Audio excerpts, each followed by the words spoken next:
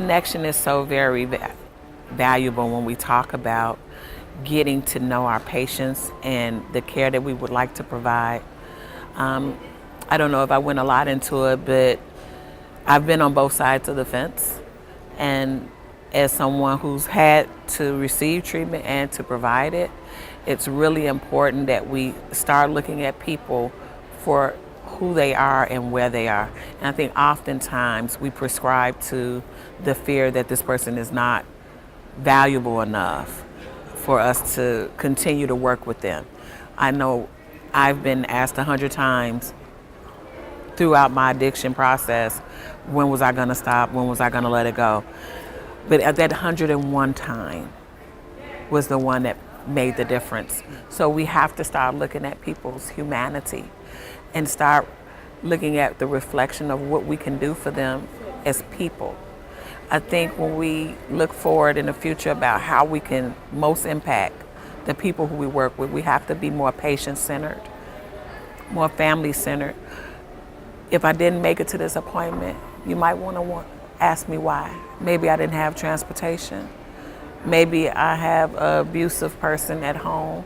Maybe I'm scared because there was a shootout last night in my neighborhood.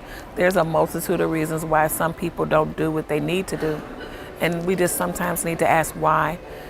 We live off assumptions today. We live off misconceptions of what we think people are capable of.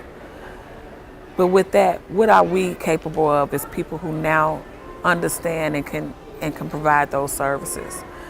What assumptions have led us to have the biases that we have? There is no rule book when it comes to trying to get families involved in their care. But one of the biggest things that we need to start doing is allowing families to speak to the process. There's a lot of things that drive policy work and the work in the clinics and the practices that they have. But have you ever thought about having a patient come in and talk about their experiences? Lived experience to me is the best teacher. We heard today that a gentleman got, after all his academic training, the best lesson he had was from a 17-year-old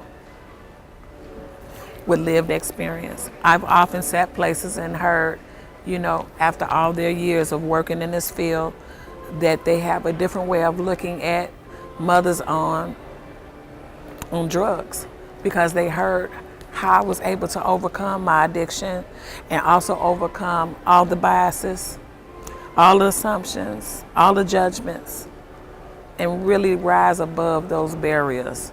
But it was only because there was other people being so very compassionate and so very open to me being a person, not a dope fiend, not a crackhead, but really opening up to see me as a blank sheet that needed somebody to help write the story anew.